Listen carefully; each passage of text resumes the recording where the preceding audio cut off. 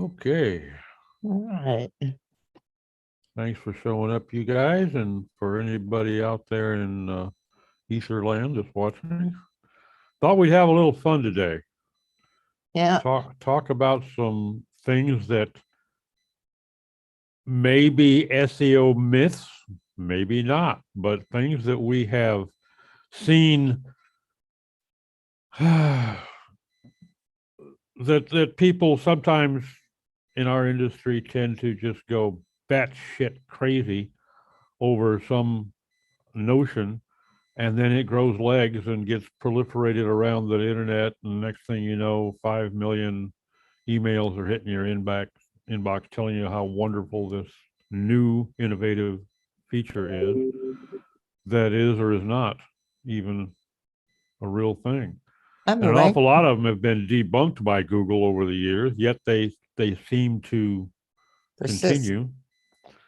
And so, I mean, to me, the ones that come to mind are in the technical realm, content realm, keywords. You can bet there's plenty there, links, and then the ones that I found, I ended up building even a longer list of was just others that don't really fall into any of those categories. So,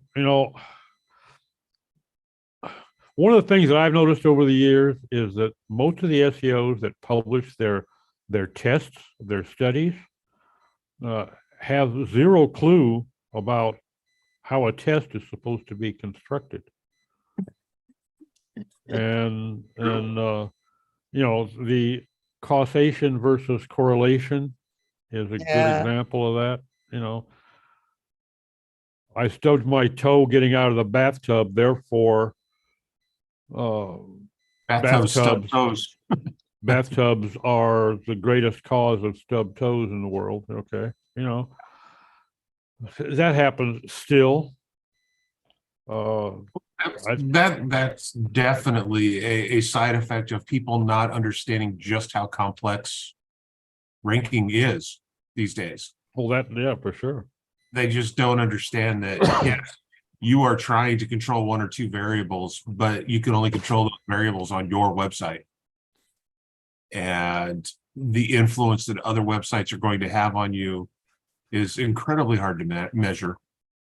And plus, they also don't have any scientific background, so they don't even know how to construct a proper test anyway. Yep. Well, I saw some pieces on Search Engine Journal when I was looking for ideas for this, and a couple of them were really valid. Some things it's hard to say for sure whether it's a myth. Mhm. You see convincing evidence that it may well be a contributing factor, and yet you also see other instances, like, for instance, using near me as a keyword. If you're a chiropractor, Right. Chiropractor near me, and some of those sites have like 90 searches per month for chiropractor near me, lawyer near me, pizza near me. Mhm. And yet, if you just, well, I should, excuse me, I'm misquoting that. If it's, let's say, pizza New York City, there's 90 some searches a month. Yet, and you can do the same thing for Baltimore, Chicago, Detroit, San Diego, and they're running the 90 to 120 searches per month. Yet you do pizza near me and there's 90,000 searches. And people don't take into consideration the fact that, yeah, but that's searches being entered all over the country, possibly all over the continent. Okay. So, yeah, there's more. That does not make near me a wise addition to your keyword list. Yeah. But a lot of people do it, even to the point with naming. Some we're seeing businesses named near me. Yeah, that's a Yeah, I read about that, Steve. That's pretty crazy. And it's not just that one dentist anymore. I've seen more than a few like that in the wild. It's hard to explain to people that there are active variables and then there are what do you want to call it, modifiers or whatever, location modifiers. It's not like Google doesn't know where you're standing. Yeah.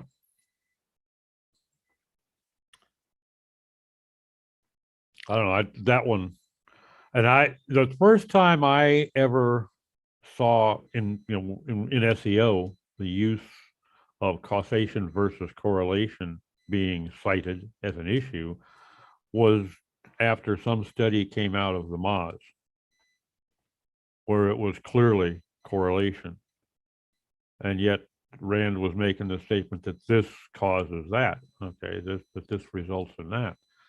And to me, even it was just, wait, no, it doesn't. And then I saw people coming back at it, and I heard that for the first time in years. I heard the causation versus correlation issue. But it's interesting. We seize on the next, whatever new shiny thing comes up. Whether it be, we had the disavow tool. Everybody saying how great it would be to be able to disavow these things. And then finally, Google actually came out with a tool. And now everybody is abusing the hell out of it and using it right and left when it shouldn't probably be used at all for them. Unless you've got a manual penalty for spurious link building. Okay, now that's what it's for. But just because you've got a few links from Russia or China doesn't mean you have to build a disavow file. Everybody has a few links from Russia and China. The whole link building thing has been hysterical to watch over the last 20 years. Yep. Because I remember back when people were saying it's impossible to do negative SEO with links Yep. to other websites until we proved we could do it and do it at will with, there were certain very specific requirements that had to be met, but you could bounce a whole website out of the index with just links. And people didn't believe us until we did it to them to prove it. And so then everybody got all paranoid with their disavows, which again was a training tool created by Google to help them figure out what were good links and what weren't, because they obviously had no clue. So they used SEOs as their live data trainer. And now they do a pretty good job of knowing what are good, what are bad links. And that doesn't mean that just because some tool says it's a toxic link, that it's a bad link. I mean, in my opinion, the only bad link is the one that doesn't send you traffic.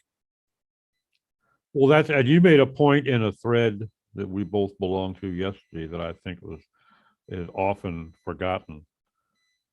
You've got to weigh your business achievements against Google's standards. Okay. If going against Google hurts your rankings a little, but brings you in 3 times as much business as you have historically gotten, then that's not a bad thing. Business reasons should always trump SEO reasons. Exactly. And those two should take each other into account. But I've worked with plenty of clients over the years where there were things that we wanted to do for SEO reasons that we just chose not to because the business reason was more compelling. There's plenty of ways to go ahead and work around the SEO reasons from different approaches.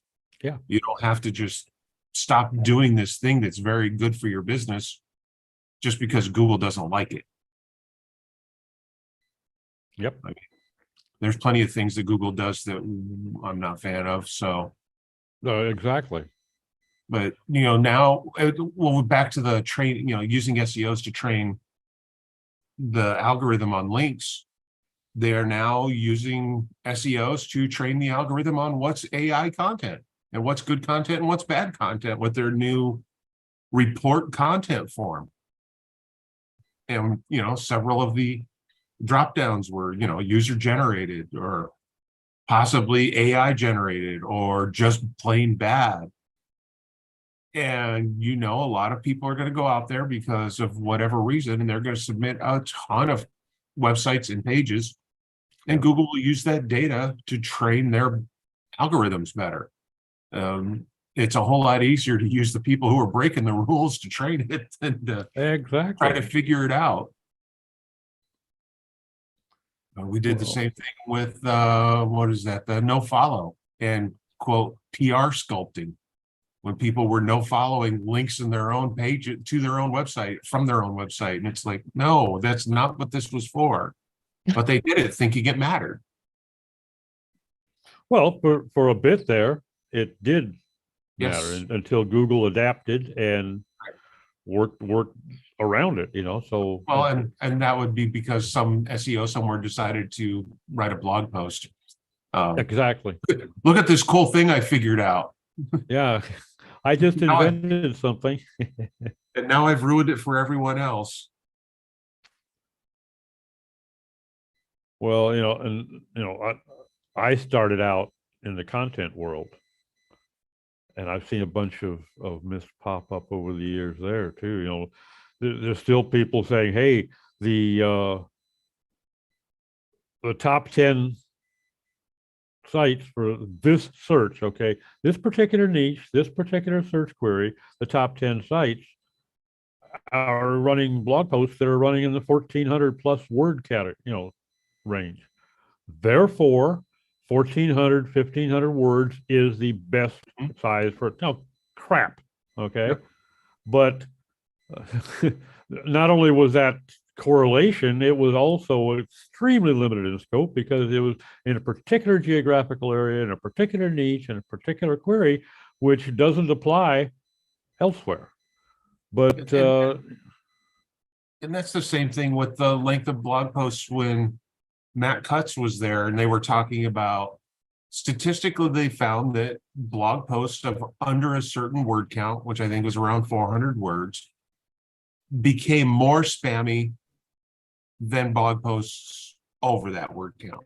mhm. And all of a sudden, everybody took that as a real metric and started writing 400 to 800 word blog posts. And now everybody has settled on this 800 words is like the magic target. And it's like, please stop, write the post or write the content long enough to explain the topic that you are writing about. That's the answer. And if you can explain the topic thoroughly and completely in 400 words, great. If you need 1,600 words, okay, that's fine too. If you need 8,000, then perhaps your topic's too broad. Yeah. You should break it down into smaller topics because most people aren't going to read a 1,000 or an 8,000 word post. Oh, They won't make it through. No. no, you're lucky if people read 1,000-word post. Yeah. So I know people ask me, like what I used to see when I taught poetry, and the teachers, not the kids, but the teachers would say, how long should a poem be? And I used to say, a poem is of necessary length. And I think it's true of, blog posts, articles, whatever you want to call them, just what Steve said, that, if you cover the topic in 400 words, that you're done.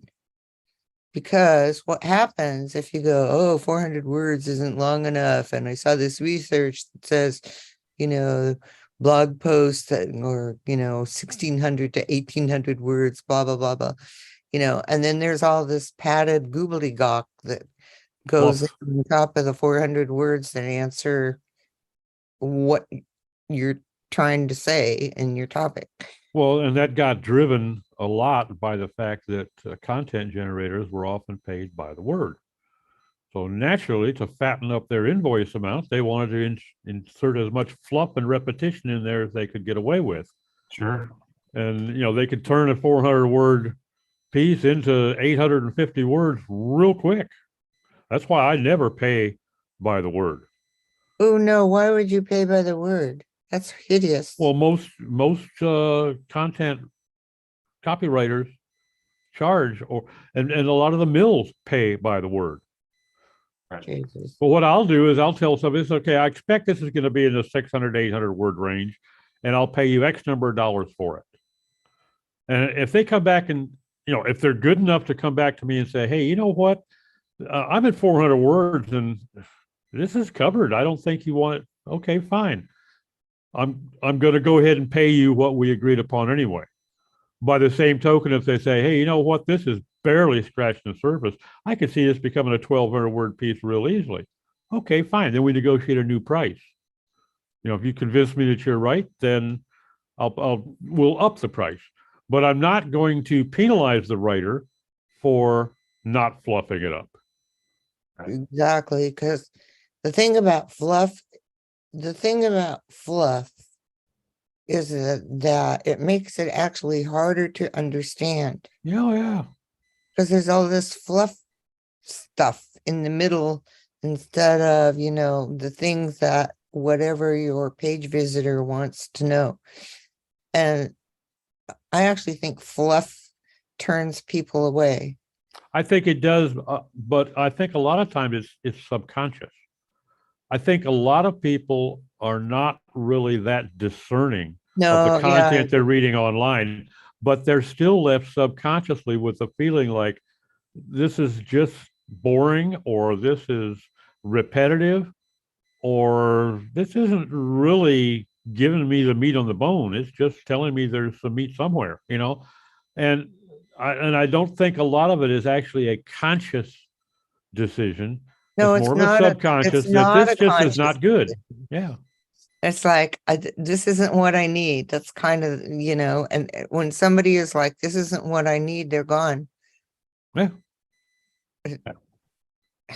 Well, you've been doing online content for a while. I know Steve remembers. There was a point in time when I don't recall where, I don't even know that I ever knew where it originated, but somebody came out with this notion, and then a million people repeated it, that you should always mention your primary keyword in the first sentence of the first paragraph. Yeah, Always mention it in the last sentence of the last paragraph, and then insert it 2, 3, 5, 27 times, whatever, in the body of the article or post. And which was always crap.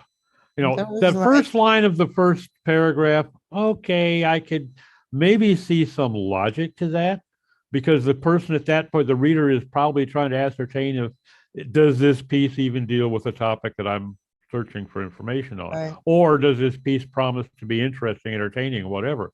But the rest of it, and then, let's go. Keyword density. There's a good one. Enough said.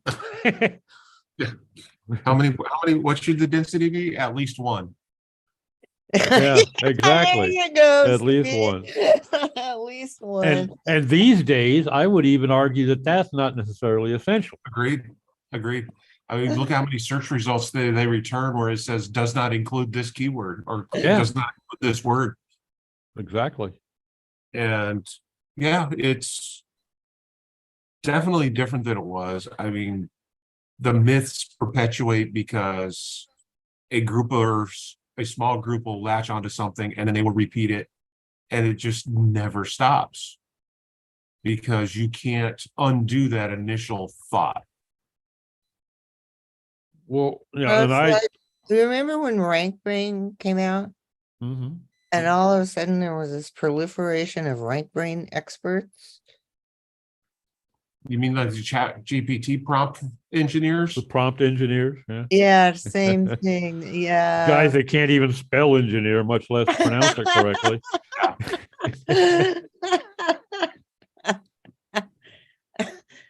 I can't even remember who we did this for, but Omicito and I did a little webinar session on what do you need to do for Rank Brain? Nothing, just keep doing what you're doing.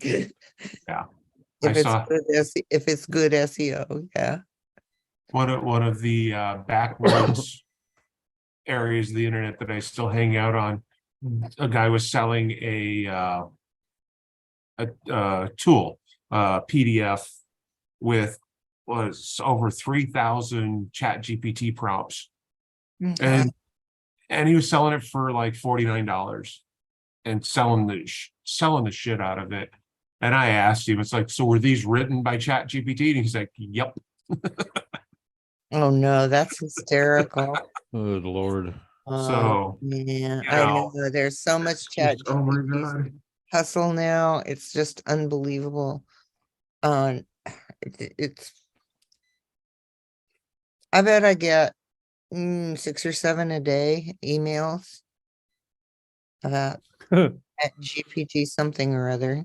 Oh, you're getting off easy. I could multiply that number by 10 easily. Daily. Wow. Yeah. Yeah, I get a few. Um, I would love to see the trend line from LinkedIn with the number of people who add things like Chat GPT prompt engineer to their profile. Mhm. That kind Yeah. of data always interests me. And I'm sure there's buku. Yeah, definitely more than one.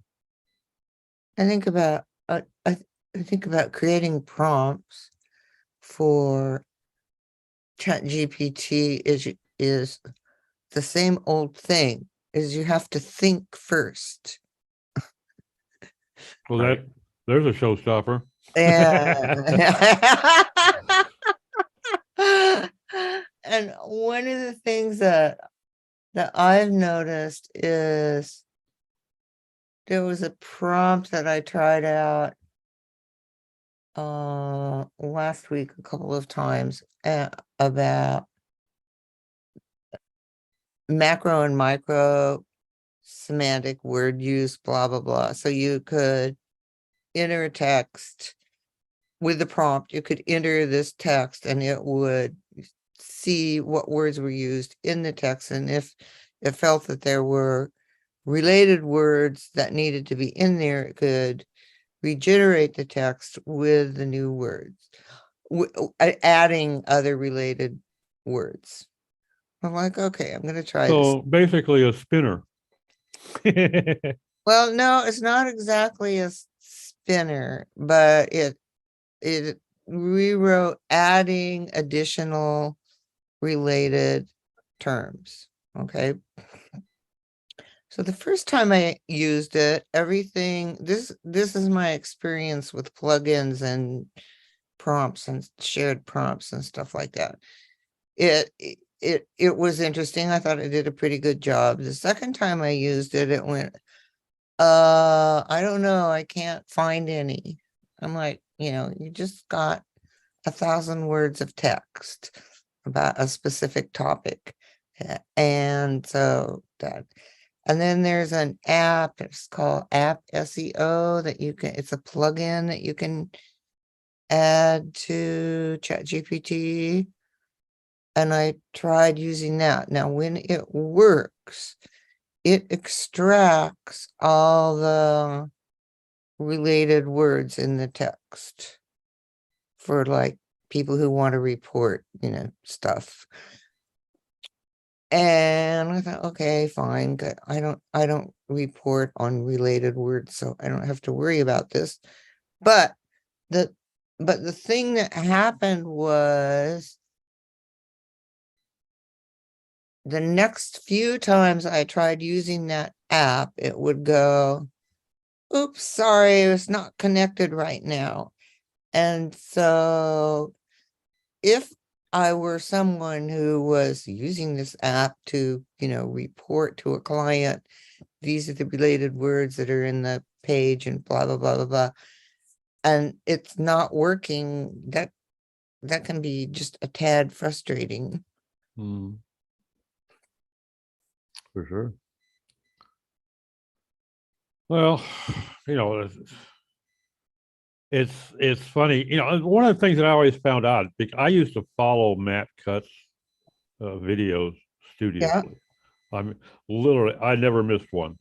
And I was always amazed by his ability to think on his feet and very carefully choose his words.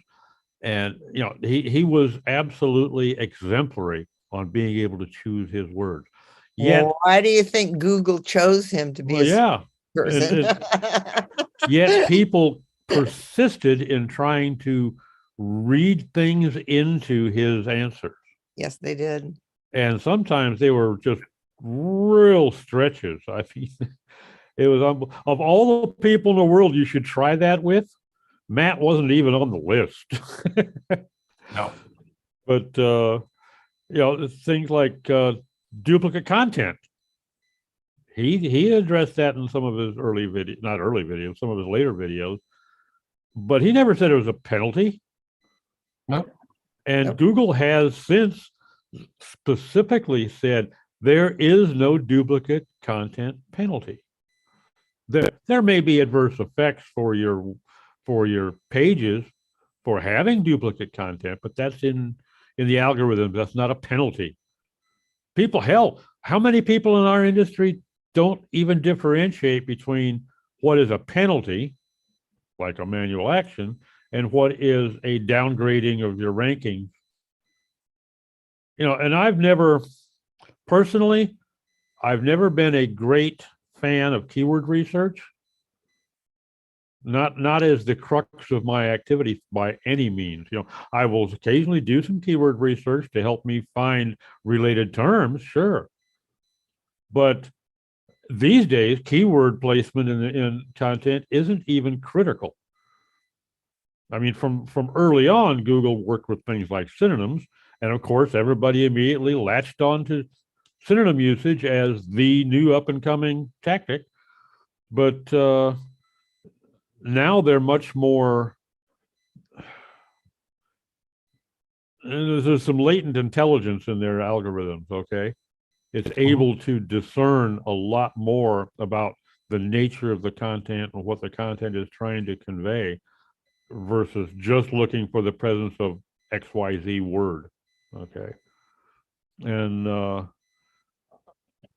think at least for me, one of the first people who realized that and was able to develop a tool to help with that was Lee Smallwood and Nodex 3, with its searches and Nodex is gone, but that was the first time and so that was 2013, maybe. First time I saw a tool for finding related terms on the web. Did either of you ever look at Nodexy? I don't recall No. I ever did. Okay. Anyway, so Sorry. it was a tool. It was not inexpensive, but it was pretty mind-boggling because you could put something in and it would find related places on the web. And much, much more. I don't know. He's teaching scuba diving in Malta now, so. But anyway, that was the first time that I was introduced to the concept of related terms and how a search engine like Google could find related terms out there in the webverse, as it were. And I think you guys have heard this story of how I got interested in SEO because I took this leadership course, and part of it was SEO training, and the SEO person was doing keyword count and placement and all that stuff we just talked about a few minutes ago. Must appear first in the first paragraph, and then in the last paragraph, and in your heading, and blah blah blah. Anyway, and I was like, I don't think that no one I know thinks like this. Who would read this stuff? There must be a better way. And that's how I got interested in SEO. That's actually how I met Lee. And how I met David Ammon, and etc. And all kind of grew from there. But I was just like, no, you don't write like this. People don't read stuff like this. This is wrong. Well, that's just like Right. how many emails do we all see come in offering us the opportunity to get listed on 137 article directories. Oh, Okay. yeah, I had Or, something this morning. directory list, or how to improve your bounce rate so that your rankings aren't affected. I want No, bounce rate to no. be higher. Yeah, right. Okay. LSI keywords, LSI keywords. Yeah, all and DA, there's another enough said on that one.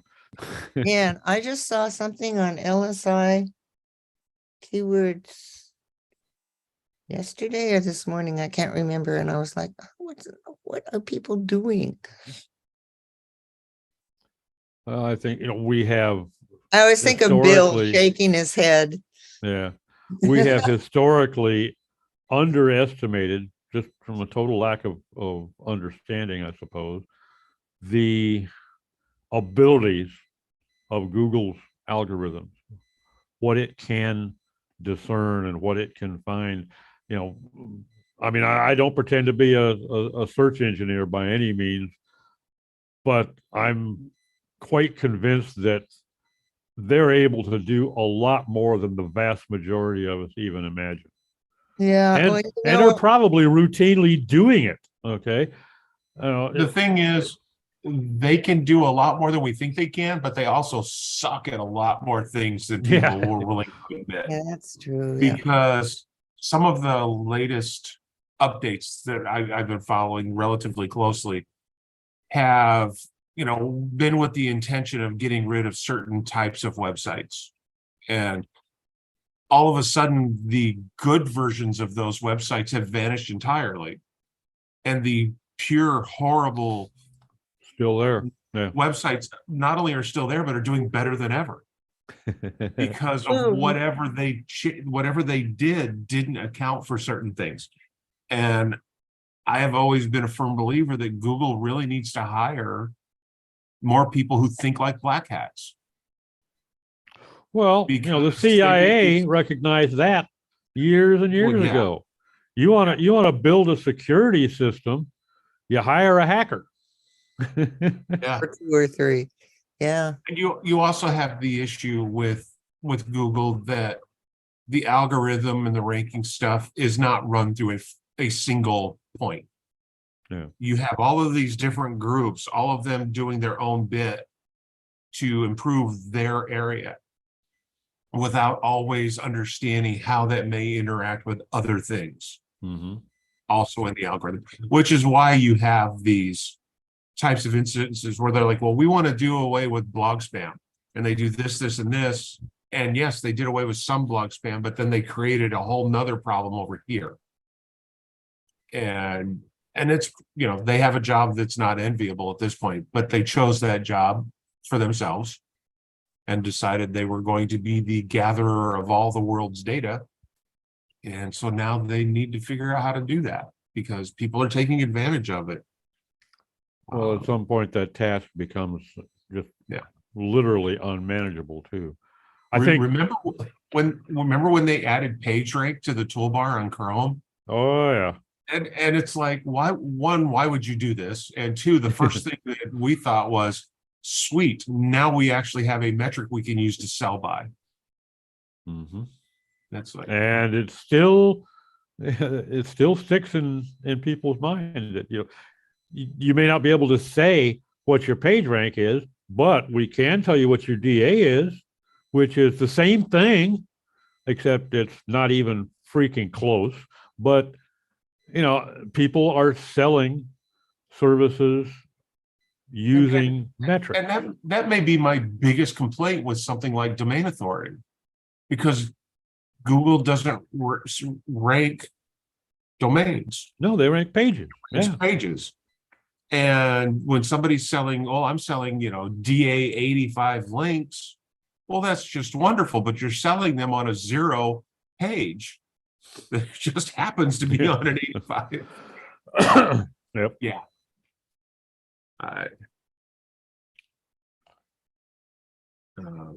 Remember and I don't recall where it came out of, but I do recall it being a relatively prominent name in our industry. they came out with the determination that Google was using the data in your GA to affect your ranking. And But what if you don't use GA? What if you don't use Google Analytics? yeah, well, they immediately debunked that, but Yeah. the folks that are fanboys on one regard immediately jump on the story. No, but they're lying to us. Why would they admit it? So I'm waiting for somebody to come out with an AI tool that will hide content. The old white on white hidden content. An AI tool that will only show it if you're not a bot. Okay. I think that's coming, but Oh, the bots can't see it, but everybody else can. yeah, I remember when we used to use CSS to push content 7,000 pixels to the right. mhm, yeah, People looking at the website will never see it, but Google sure did. didn't take Google long to get around that either. Yeah. They learned how to read CSS very quickly. If I was a department head in the spam group, I would drink a lot more than I do. And I think I do a pretty respectable job already. Yeah. But Yeah.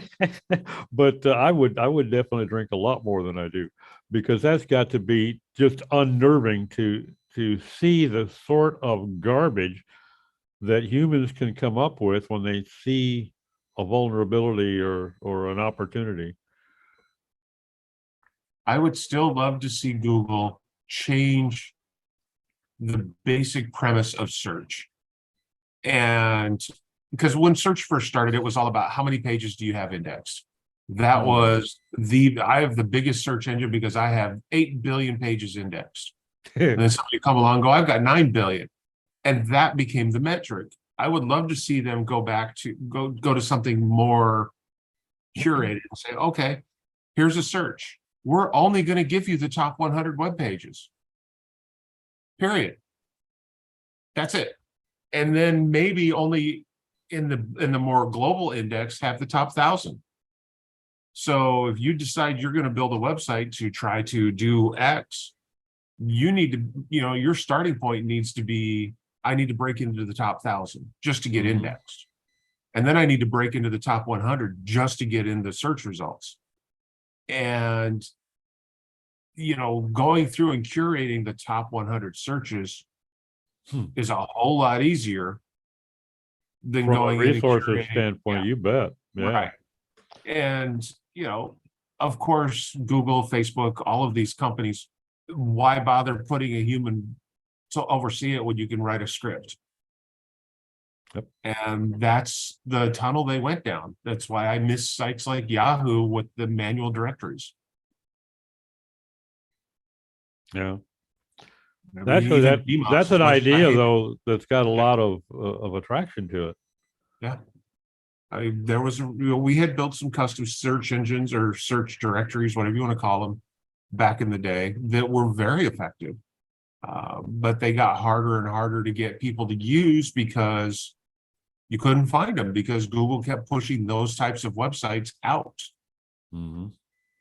Whether it was because they were direct competition or because they didn't provide value to more than people in a specific niche or however you want to say it. Yeah.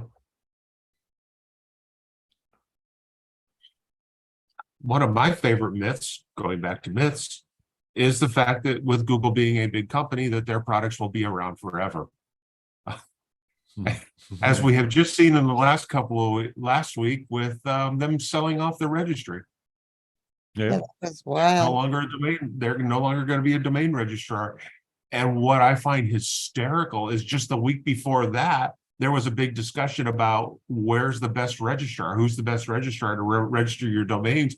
And Google was ranked very highly because of their security and ways that you could secure your domains to keep them from being stolen. And not a week later, they announced they're selling it off to Squarespace of all people. Yeah, That was the part that I found even more astounding. Yeah, Was that it was Squarespace. I was like, how did that happen? So yeah, I mean, but Google has a way of selling off products or just eliminating them, and there you are, you know. So that part wasn't astounding, but I was like, how Squarespace? I found that really amazing. But I think Squarespace just took over Wix as well. did I it? hadn't heard that, but I hadn't heard that either. Yeah, wouldn't surprise me. not Wix, Weebly. Sorry. Oh, yeah, Weebly. okay. Yeah, And that's one of those, Weebly. Weebly's like, do people still use that? yeah, I- really. I don't know. I was not anymore. It's Squarespace. Oh, yeah. I mean, I know a lot of people building PBNs that use Weebly.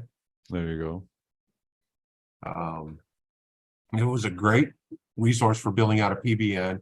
A lot of these really, really low dollar WYSIWYGs type hosting companies are great for building out a PBN. I've always thought that one of the biggest weaknesses in a lot of PBNs is people decide to put it all on WordPress and then load every single one of their websites onto one of like 12 hosting companies. Yep. Because again, they're cheap. And it's like, no, well, you know, I only have one of my PBN websites on this host. Yeah, but you and every other PBN builder is here. Yeah. And well, there's a good contentious topic too. Do PBNs work? Okay. There are folks that will swear up and down they work just great if you do it right. And then there are folks that say they don't work anymore. I'm kind of somewhere in the middle.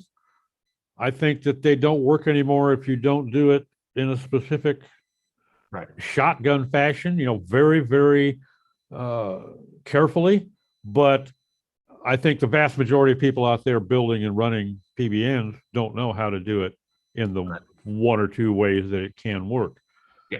You know, 100%. how do you go totally random?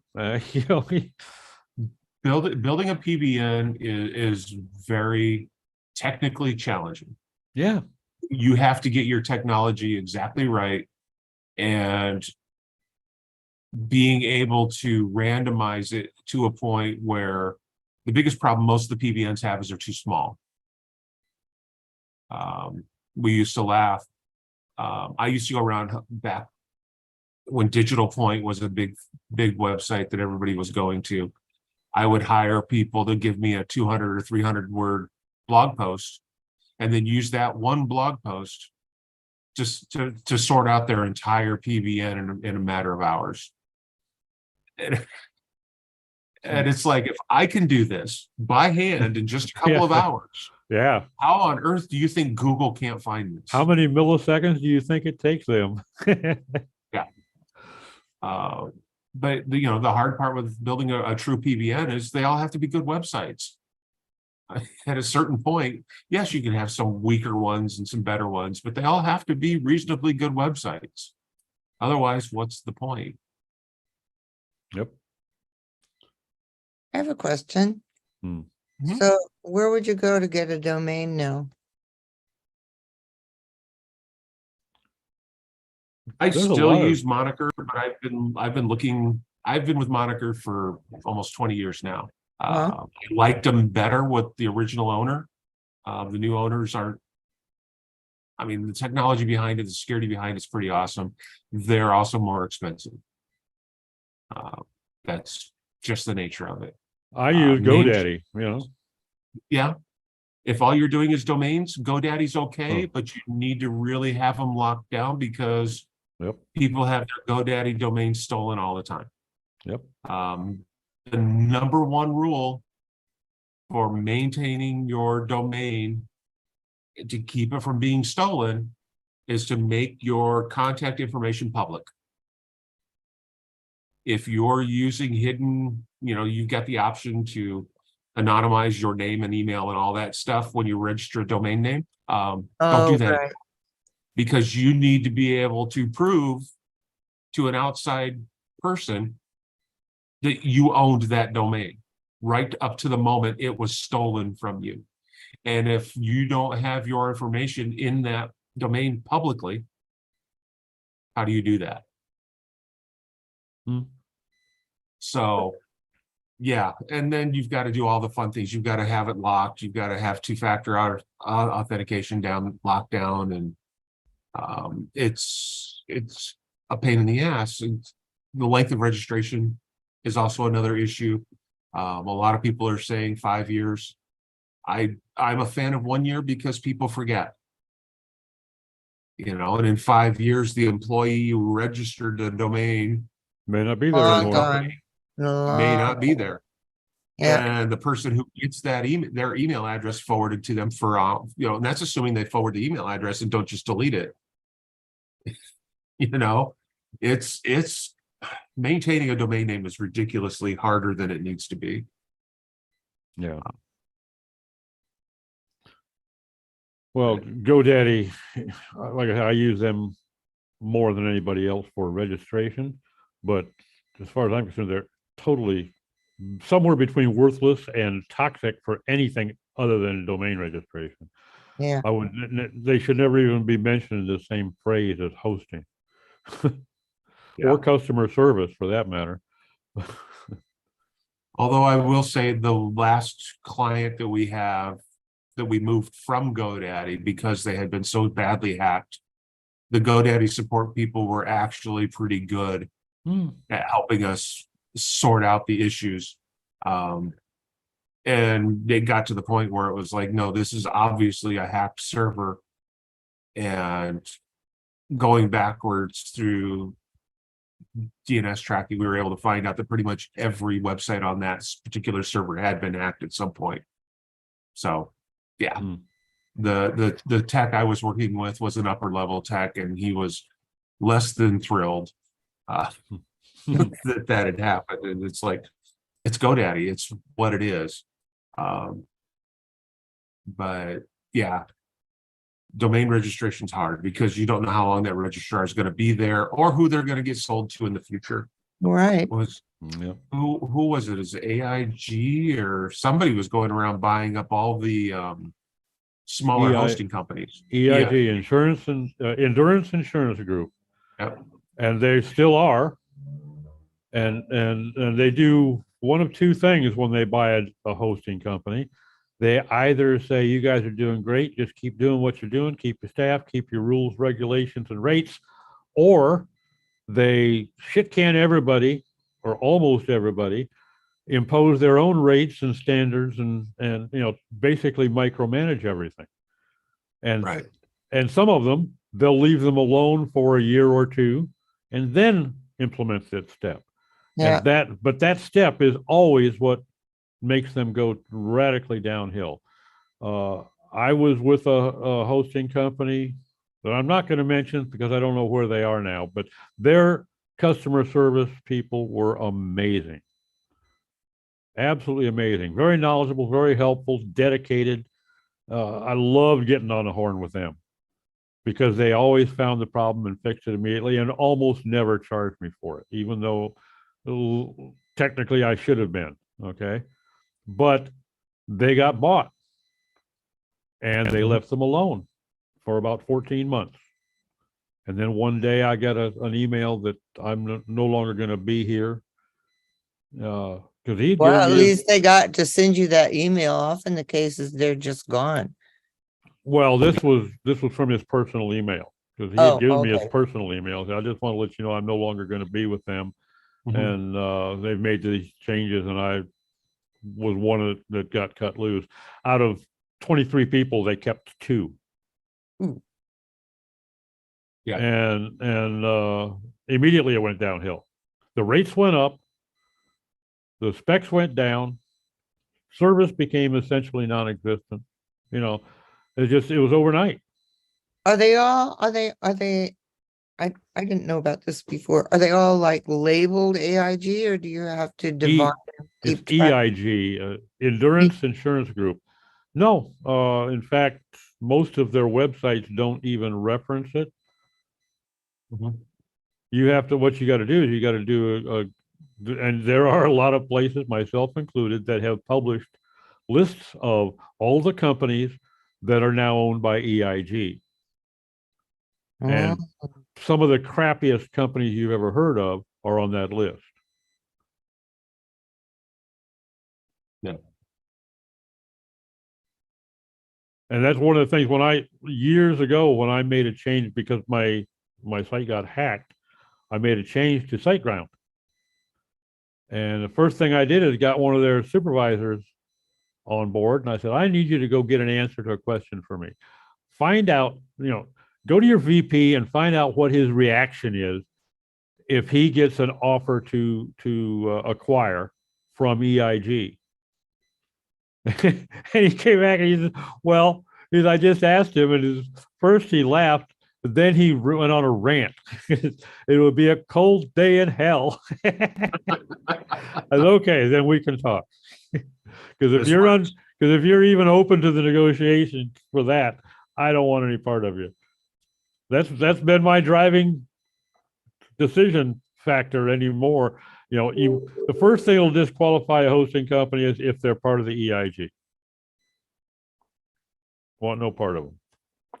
But having made my points with those guys, anyway, we're getting close to the top of the hour. We haven't even oh my gosh. we've barely scraped the surface on the number of myths that popped up, and either were a myth to begin with, or were overcome yet continue to be believed in as ranking factors or major factors in website success. I know another one I just popped in my head because I'm looking at a blog post right now. Updating the date of your blog post so that it looks like it's more current. Oh yeah. Well, that's how you get it out of the sandbox, right? Right. Yeah, in fact, I'm working with a client right now that they got the understanding from some blog post they read that all you need to do that effectively, change the publication date, is just maybe shift, swap places of a couple of paragraphs or change a couple words in each paragraph. No, it's radically deeper than that. You got to rewrite it, and I don't mean run it through a spinner. Add something of value, something significant. That would be the real reason to make a change. Well, the goal supposedly is to aid in indexing. You get your crawl rate may increase because if Google visits your site, revisits it 3 or 4 times and sees no changes, to them it basically looks like an essentially abandoned website or neglected website, then they're probably not going to visit it as often. So let's say that they hit you every 3 weeks, and after 6 or 7 visits, they're seeing no changes. So now they start hitting you every 2 months. And then after a while, no changes, they decide to make it every 6 months or not to revisit it at all. Okay. So that's the premise. And so if you suddenly show, it's like the difference between posting 1 blog post a month or posting 2 blog posts a week. There's more activity, there's more volatility. So it probably makes sense to revisit it more often and see if there's something worth putting in the index. That's the premise. And I think, personally, I believe it's a sound premise. But I know there are some of us in our circles that think it's crap. Yeah. Anyway, going back to the old critical thinking thing, if you're going to let your entire marketing, or for lack of a better term, engineering, your performance, be based upon something you read on some blog post, then you're not using your noggin for much more than a hat rack. You know, it's you've got to think about what is Google, what is their goal, what are their capabilities. Don't underestimate them.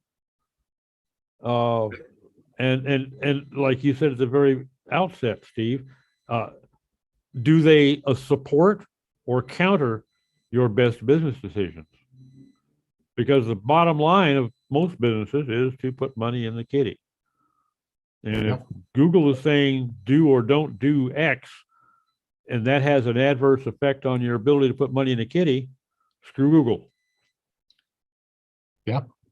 I just want to add one thing to that, and that's YouTube videos as well as blog posts. Mm-hmm. I had a client send me a YouTube video. That's why I'm saying that. I just saw this YouTube video. Yeah, I had clients that used to hang out on Wicked Fire. And I was reading this forum thread, and it's like they're talking about this, and I'm going, please stop reading that, and don't ever send me another one of those links again. Yeah. Well, it's been fun. Thank you, guys. That was a good topic, Doc. I liked it. It just felt like it would be kind of fun because there's an awful lot of them, and some of them are still alive. You know, even though some of them never were a thing, some of them stopped being a thing. Yet, when you have as many newbies coming into any field as we do, and some of them are under the impression that you've got to publish at least 5 blog posts a week, they've got to find something to write about. So they're generally doing a search on Google for somebody else that's written about it and then stealing their ideas. And then 100 people read it and 50 of those 100 proliferate it. And so here we are 20 years down the pike, and that myth still exists. Yeah, there's all the information about beating your competitors. So I want to say one thing today. I've been looking at you here for an hour, and I want to know when we're all going sailing on that sloop in the background. I don't think many of us are going to fit. I wish that was representative of something really at the dock, but nope, that's just a model that it's really lovely. All wood. Yeah, it's really lovely. And Anyway. it's a real pain in the ass to dust, I'll add. Oh, yeah, those dusting. I use a little tiny paintbrush about once a year. Yeah, and do you use that on the sails? How do you keep the sails from getting dust? I just run a vacuum over them. That's about all you can do. And they used to be lily white. Now they're just like real sails. They look like canvas. It is canvas, but it spent a couple of years in my old office downstairs before we instituted the no smoking in the house rule. Mm-hmm. So it's now nicotine tainted canvas. I see. Okay. Anyway, it's a lovely model, and I wish we could all go sailing on that wherever it is. Been a long time since I did any sailing. Anyway, that's the end of our show today. Right. Thanks. Y'all Take have a care, good one. everyone. Thank We'll you. see everybody.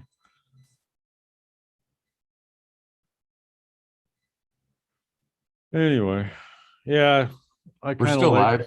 We're